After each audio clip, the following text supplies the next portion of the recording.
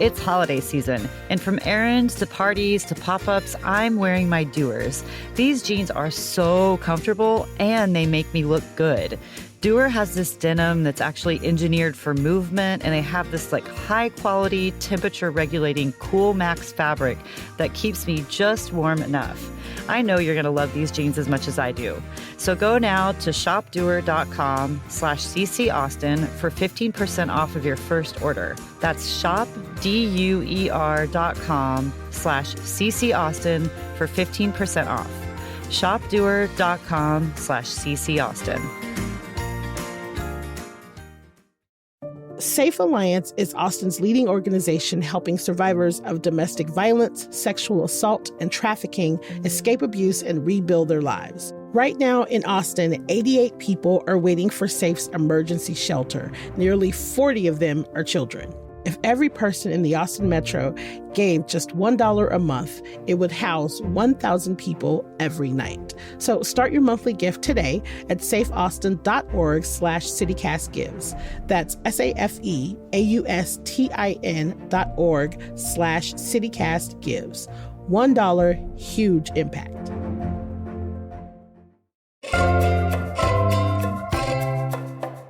Today on CityCast Austin, it's the Friday News Roundup. The week is finally over, and we are here today to talk about the big news in our city this week. And just so y'all know, this is the last one of 2025. So we're going to reminisce about the businesses we lost this year. We're going to get into some news about Texas State, our neighbors down the road. And we're going to talk about some stories affecting our transgender community.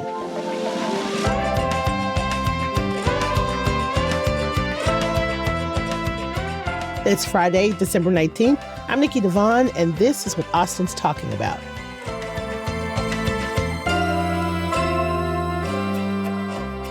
Hello, I am here with our fantastic executive producer, Eva Ruth Morvek. What's up, Eva Ruth? Hi. And I'm so anxious. I'm here with our awesome newsletter editor, Kelsey Bradshaw. What's up, Kelsey? Hi. I just wanted to copy you because you copied me the other day. I see. Okay, we're already with the shits. We just started. Welcome, everybody, to our last FNR, our last Friday News Roundup of 2025. Right off the top, after more than 10 years of trying, Texas Republicans finally have their wish. The bathroom bill is now fully in effect. It was passed by the legislature early this year. The law essentially restricts transgender people's access to certain restrooms. It went into effect December 4th. If you don't know what the bathroom bill is, it says that you can only go into a bathroom that matches who you were assigned at birth. The sex assigned at birth. The sex assigned at birth. But there is no guidance on how to enforce these restrictions. It's only mandated that institutions take, quote, every reasonable step to ensure violations don't occur. It's known as the Texas Women's Privacy Act. It requires government, buildings, schools, and colleges to restrict the access, right? If someone does enter the, quote, wrong bathroom, institutions, not individuals, are punished by the state with a $25,000 first-time fine and $125,000 subsequent penalties per day. Individuals can also sue agencies if they're in a restroom that are affected, in heavy quotations, by a violation of the law. I'm taking a deep breath. Mm-hmm. Texas Attorney General Ken Paxton, he is now encouraging people to help him enforce the state's bathroom bill via tip line for suspected violations of the new law. Ken Paxton is like, you know what? I can't be bothered to enforce this myself. He can't be in every bathroom. He can't be in every bathroom. So he's asking other people to do it. And essentially, you can fill out a form. If you see someone that you think, I guess, breaking the law, they have a form that you can fill out, but you have to file a complaint with the whatever building first. So you have to file a complaint, get a copy of that complaint, then go fill out a form. And the thing about this that makes me so mad is that the form has an option to submit photos, but taking photos inside of a bathroom is illegal. And it screams, I don't have to be worried with the particulars. We just want to make sure we keep women safe. And this is how we've decided we're going to do it. It's messy. It's messy. And I hate that it's all under the guise of like keeping women safe. Right. I wanted to just get into a little bit of the local reaction to it because Yeah, you're right. Austin City Council passed a resolution that is working toward making city restrooms gender inclusive and just welcoming to all, gender neutral. And there was, after the resolution was passed, one of our beloved local drag queens, Bridget Bandit, was there and read a book called Everybody Pees on the steps outside, which just made me laugh. Listen, and then we love Bridget. Yeah. And then there was also something that happened at the Capitol that I thought was really interesting because talking about the difficulty in enforcing this and like, you know, who's watching these bathrooms, they're relying on like people to essentially see something, say something. Yeah. But there was a group of protesters who went to the Texas Capitol on December 6th and they tried to use bathrooms and they actually got barred by Texas DPS officers. And some of the protesters were asked to show their IDs. And DPS since responded to the media and said that those were actually voluntary checks. But ultimately, DPS did let 2 trans women into the restrooms after they shared their IDs, which had the female markers on them. When all of this was being, debated in the ledge, there were people who were against this saying like, are you going to ask people to drop trowel like every time they try and go to the bathroom, at a public building like the Capitol? Like, what is the plan for this? Yeah. So it's like their access to the bathroom is cut off in this way. And also their ability to change anything. Like, it just all fits together in my mind. As if those shenanigans are not enough. The Texas Department of Public Safety has a list. It's containing 110 names of people who tried to update their gender on their IDs. August 2024, Texas stopped allowing drivers to update their gender on their driver's license unless it was to fix a clerical error. And then in March of this year, the Texas newsroom at KUT reported that there was a list being made of people that are requesting this change. And now the newsroom requested this list and it has 110 names. And the agency is not saying why they're collecting the names. And that's the part of it that makes me worried and upset. That's really, really scary. This idea that you're like sneakily holding on to names to hold on to like, and with no purpose. Like, what is your point? What are you doing it for? Why are you doing it if not for nefarious reasons? For right. Like, a better way are to they say going to it. have like a list of these people so that when they try to use the bathroom, they've been blocked from changing their gender marker so they don't have that on their license. So then they're on some like do not pee in the women's restroom list or something. Yeah. The other thing is, this is something that always comes up for me with the continued attack on our trans community in Texas is the size of this population. Why are we tiny focusing so much on this population that it's just so weird? And so I just want to like play out what the result would be now if somebody's following the law and there's somebody who then doesn't match the gender of the the other people in the bathroom because that's not how they identify. You know what I mean? Yeah. It's also, I'm not a lawmaker, but it also just every time these bathroom bills come up, and, this one was successful, they're so superfluous. Like, it's bad governing. Like, there's already laws against assault. like we already have that, right? And, like, that's what this bill is claiming to be about is, like, protecting women in the restroom because men are going to come in dressed as women in order to attack them. And it's like, one, where's the data on that? And 2, we already have a law against that. Like, if that does happen, they can be charged with assault, Like, exactly. And also, transgender women being forced into men's restrooms is not safe. That's not a safe thing. Like, so you're not protecting women. Right. You're not protecting women. And it's just... You're just encouraging people to violate each other's privacy in restrooms and while also kind of leaving us to govern ourselves. Yeah. And we know how well that goes.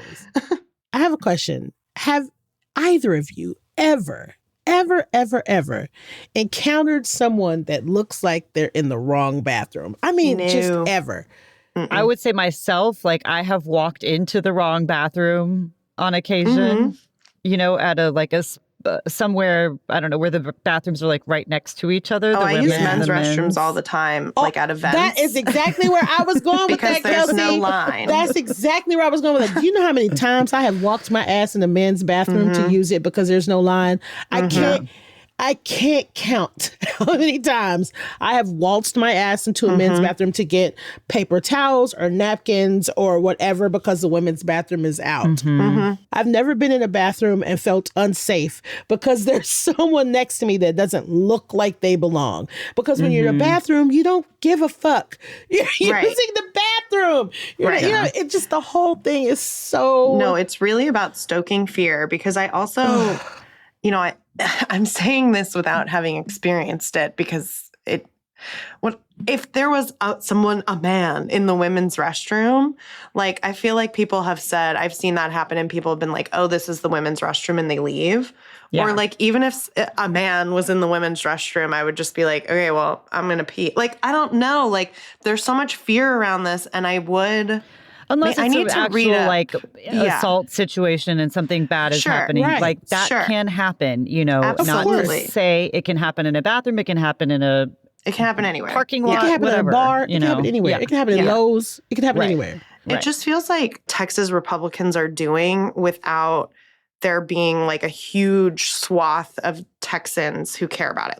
I think that, though, you have to wind it back because this started more than 10 years ago. We've been hearing they tried to pass this same bill over and over and over again. And back, I think then when the hype started, it was all this effort. I don't know. This is my theory, so I could be totally No, you off. were a But alleged my reporter. political Let's hear theory it. Yeah. is that like that the goal was to get Democrats to respond in this very protective pro-trans way to like distract them essentially from like focusing on abortion and like bigger impact things, like things that, you know, civil, I don't know, all the things. So I do think that it was kind of like thrown out there to distract, to move the focus to something else, and it worked for a long time. And now I think you're right. I don't know that people are still all that hyped up about Like surely trans. they're fatigued over this. Right. I think that what's happening is that there are a bunch of Republicans that someone has told that being gay is bad, and every offshoot of gayness or homosexuality is bad and it's immoral. And so they don't bother trying to educate themselves. They don't bother trying to figure out what's real and what's not. They just use fear. They use ignorance, and it fucking works. It works for the percentage of people that are also like everything that has anything to do with homosexuality is immoral. Right. And everything is lumped in together and there's no nuance, and they take the fucking humanity out of it. And here's where we are. Now you're arguing about who can go into a bathroom. I do want to point out, like, there are like log cabin Republicans, you know, like a faction of Republicans who are gay. That exists. And I just think, I don't know how they think about this topic. You know, I really don't. I feel like that would be a hard... They separate themselves because that's them. That's not me. Right. They Or separate if they're just like, themselves. we're just focusing on other things. We're not going to focus on that. This isn't a real issue kind of thing. You know, but there's some justification that has to happen because there are gay Republicans. Just saying. Yeah, the mental gymnastics, honey. Yeah. Meanwhile, a lot of the bathrooms in our city are unisex, or they're non-gendered, or they're There's just a workaround. It's single use. single use, and there seems to be no issue with that. Almost every gay club I ever go into, I am in the bathroom with men all the time. We are peeing together. Yeah. There are plenty of ways for women to get assaulted. Unfortunately, we all know that. This like pinpointing to bathrooms and transgendered people is just...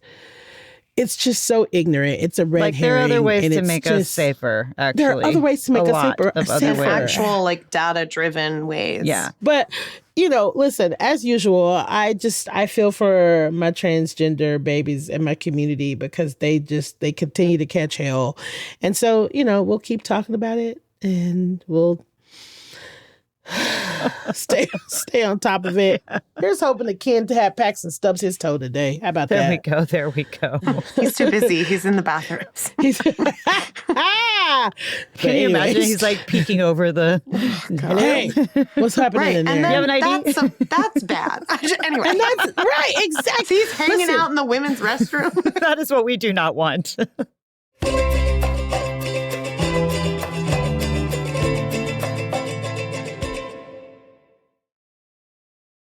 So, okay, there's a lot of news coming out of Texas State down the road. 30 miles down the road, exit 206. Yeah, just down the road. So there's some things happening at Texas State. What's going on? Eva, Ruth, and Kelsey, what's happening? All right. It seems like there's a good ending to one story out of Texas State that didn't start off so well. The university has been pressured successfully into like making the right decision about a Black History Month exhibit, but it still hasn't happened yet. So TBD. But the backstory is in October, the founder and curator of Black History 101 Mobile Museum, whose name is Khalid El Hakim. He said that a Texas State University school official approached him to bring the exhibit to campus for Black History Month. But then, like a week later, this same official said, actually, never mind. The supervisors did not approve of this and basically disinvited him from the campus from bringing his exhibit there. The university cited the state's fairly new anti-DEI law. And after that came out, the university faced a lot of pushback from the ACLU, NAACP, and others. And there was an Austin American-Statesman story that ran saying what had happened, just kind of laying out the news. And at some point after that, a university spokesperson said that they were going to consider bringing the exhibit to campus for Black History Month programming in the future. So, was it that hard? Couldn't it? I mean, why did it take all this to... I also But I want to hear it. You're the Bobcat. You're our resident Bobcat here. Well, I do have a couple of things to say about this. So one, with anti-DEI, diversity, equity, inclusion, if we are going to follow this new law about it, and, DEI stuff is banned from schools, and Texas State is a public school, and you're going to use that to ban a Black History Month thing from coming to campus, are you not just explicitly saying white history only? Is that not, that's a bad look. Yeah. And then what's interesting about Texas State and something I don't understand about Texas State is, so I graduated in 2016, and that was right when Trump was elected, and I was leaving campus right before a bunch of stuff happened, because then I started writing about it when I worked at the San Antonio Express-News. For some reason, Texas State is a place where white supremacists are they feel fine to distribute flyers and to try to have protests there or to have gatherings there or whatever.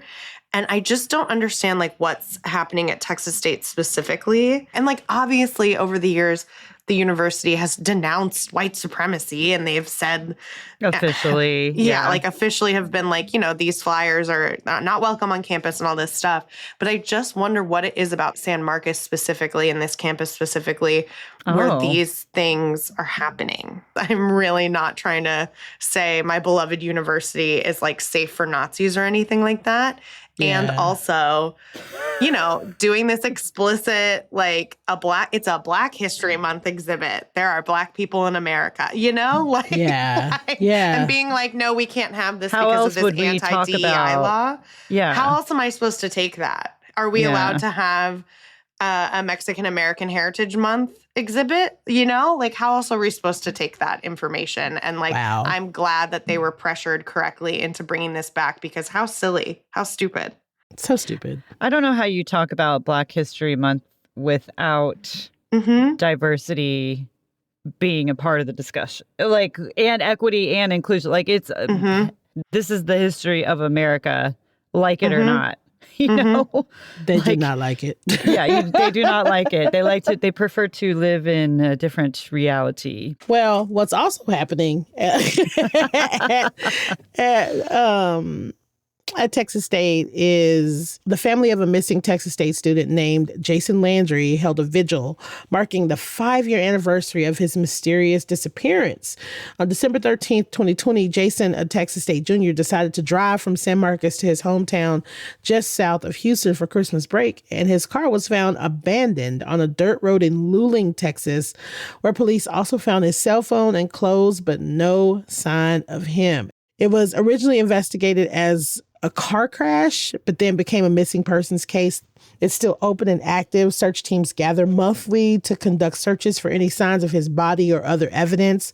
And there are a few theories of what could have happened to him, that he was maybe involved in a carjack or stumbled upon a drug deal that went wrong and was abducted, or his body was eaten by wild animals, which is horrifying, but nothing has been firmly proven on any of these theories, since the body still has not been found. It is a mystery. There is nobody. This man is gone. They have not been able to find him. The family is offering a $20,000 reward for any information to help bring him home. Texas Monthly has a really well-reported story on this, and everyone listening should go and read it, because Texas Monthly went through like all of these theories, right? And they interview all these people, and there's so many people in Luling who have like taken this case upon themselves. Like there are, and like the same way with all kinds of crime that happens in the US, there are like Facebook groups of people who are just kind of like obsessed with this and like trying to solve the case. It's terrible. Yeah. It's a hard time, like a hard time of year also to not have unanswered questions about where your people are. That's tough. That's 5 really years hard. and nothing, nobody. That's crazy. It's crazy. So we hope, we are sending all the good juju to this family. 5 years is a long time.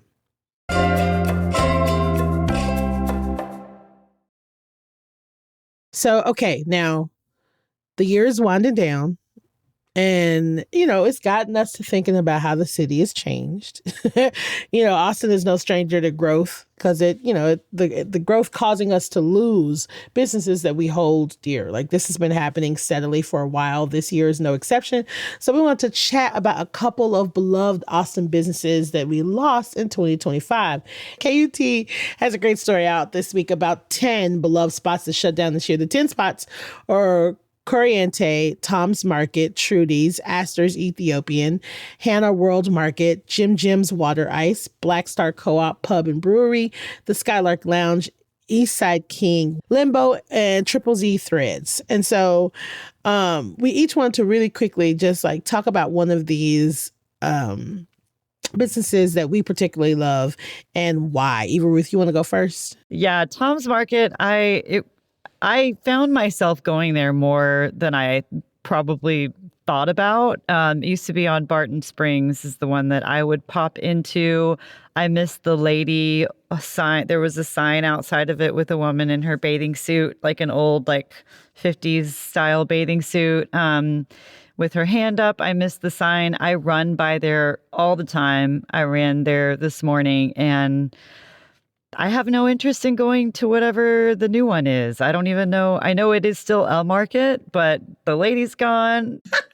You know what I really liked was they had like a little coffee station set up all the time, and you could just reach into their cooler and get your cream, like whatever kind you want. Oh, anyway. yes. I used to go there like every day. There's one right next to the old Statesman building, and I was there all the time. And you could put a little cinnamon in your coffee, and they had fun little like gifty things. Yeah. Tom's was the best. What about you, Kelsey?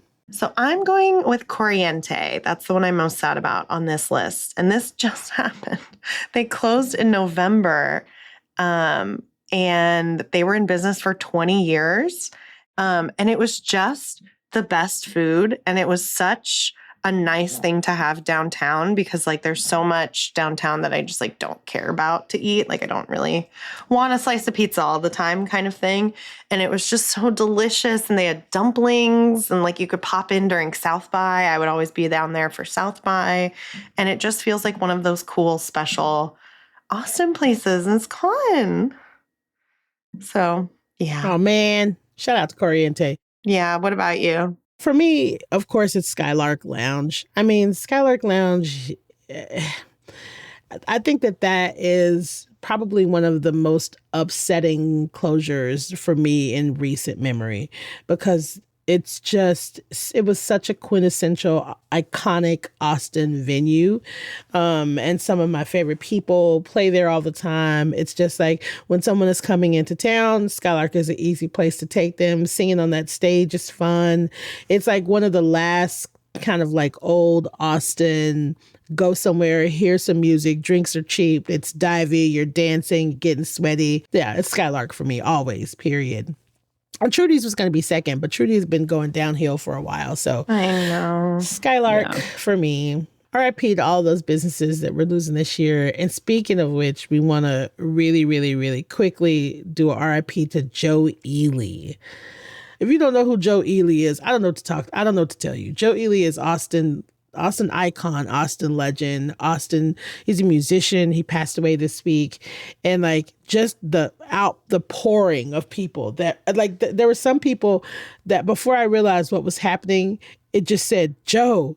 Right. That's it. ...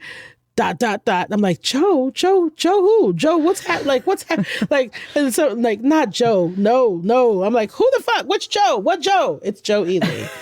Joe Ely. Austin icon. Musician, yeah. Yeah, he was 78. He was in like the Austin Music Hall of Fame. Mm-hmm. Really changed the music scene here. He was from originally like Amarillo and then West Texas, I think. But a lot of people associate him with like the new music that Austin became kind of known for, like the hippie kind of rocky kind of style.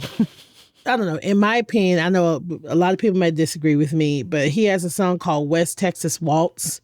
And it's like, that is probably one of the most Joe Ely-ish songs. You know what I mean? Like, I think it's a really good representation of what he does. That's it. If you want to know what he does and what he sings, try West Texas Waltz. It's a pretty good song. But yeah, R.I.P. Joe Ely. Rest easy. Okay, so now as we round out this last Friday News Roundup of the year 2025, I want to know how you will be spending your weekend, because I am nosy. Kelsey, what you doing this weekend? So I am trying to get into some holiday fun this weekend. I'm trying to get over to Kitty Cohen's Hanukkah bar because I still haven't done that. I think I'm going to make latkes this weekend, which is such a grind, such an undertaking. Ooh. My house is going to smell like oil, but I'm very excited. And then I need to get out to 37th Street Lights. So trying to mix all that in. We'll see what happens. Kelsey, you that's like busy. Yeah, there you go. Busy. That's Look at that. Nikki-esque. It is. It really is. Even what about you? My dad is having a Hanukkah party, and he is making latkes, which I love. Somebody else taking on that stinky exercise. Shout out to Hank. Shout out to Hank. Shout out. Exactly. So I am going to be picking up some brisket from Mom's Foods to contribute to our Hanukkah party. Yes. And then the other thing, I do have a little like holiday bucket list thing that I want to do that I've never done, is the Longhorn Lights through UT. Yes. I saw it running through campus today. There's like what this is big. That? Well, they do like their own light. They do orange and white on lights. Campus. Yeah. And they had like this mini tower thing that I ran by that I think is part of it. So I think it's like more interactive than the Trail of Lights, like, you know, where you can actually like get out and walk around a little more like off the trail. So I'm going to do that and check it out. So I'll let y'all know next year how that goes. That sounds cute. I love that. Next year. I know. Nikki? Okay, y'all. This weekend, there's a lot happening. First up, So Far Sounds is bringing Duke Ellington's The Nutcracker Jazz Ballet for one night only at Brazos Hall tonight. Woo! 6 to 9, $30. I think it'll be worth it. You do with that information what you will. Our friends over at 1972 is having a holiday party tonight. It's going to be hosted by Violet Ward, and it'll be drink specials, food, and a contest. And here are I love this. So the competition is going to include best holiday pajamas, ugliest holiday sweater, and overall best holiday dressed. And I love it. And then Annie's Day and Night is having a nighttime market. It's Nightmare Before Christmas themed, and it is What's This Holiday Market. You can come dressed as your favorite character. There's going to be a white elephant gift exchange, and then they're going to have a sing-along movie. They're going to play the movie at 6 and 8, so you can sing along and you can shop. And that's going to be Annie's Day and Night. What's this? I know. I'm so excited. Y'all, oh my God, I freaking love Nightmare Before Christmas so much. That's starting at 6 o'clock. And then tomorrow, Tweeties is having their 3rd anniversary. They're having a 3rd anniversary party, and there's going to be, they have like 4 bands. They have a DJ. It's free. It's going to be all night. And, you know, I love Tweeties, so I'm always down to like do stuff with them because Tweeties is great.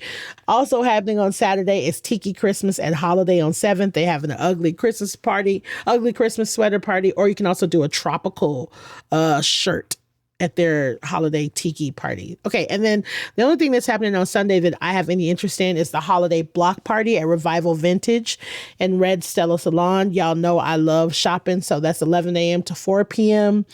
And they're going to have an IV hydration station, salon specials, DJ Prissy P, whoever that is. I love that name. Flash tattoos, local vintage makers, local vintage and maker vendors. It's sponsored by Bubbler and Blue Owl Brewing. Anyways, so yeah, full weekend. Before we go, I got very special shout out. Y'all want to know who we shouting out? Oh, yes, yeah. please. Shouting out our new members. We want to send a shout out to Sam S. and Jordan S. Welcome to the CityCast Austin neighborhood. Welcome. Hello, welcome. Come Hello, on sweet little in. babies. We love you. You're our friend now. Welcome to our club. We love our members. We love you. We love you. We love you. Current and new members, welcome to the fold. And those of you listening, if you are not a neighbor yet, I don't know what you're doing, but you can become a neighbor too. And since it's the holiday season, you know, you could also gift a CityCast membership if you're feeling. What? Yeah, you can gift a CityCast membership if you're feeling generous. And you want someone to have daily news and events and culture and hear these cute stories and hear our voices, you can gift that to somebody that you love. Give the gift of Nikki and Kelsey directly to your inbox and your ears every day. Every day. I would love to be in your inbox every day. Every day. And if you have someone that's hard to shop for, this is perfect. It's a perfect thing to get somebody that you don't know what to get them. Absolutely. If they love Austin and they like to connect with their city, go to membership.citycast.fm. Get them a membership. Mm-hmm. And thank you so much. Kelsey, Eva Ruth, thank you so much for rounding out the news with me for the last time in 2025. You guys are the wind beneath my wings. Oh, This has been awesome. Goodbye, 2025. See you in 2026, I guess. I guess, guys. Yes. Bye. Bye.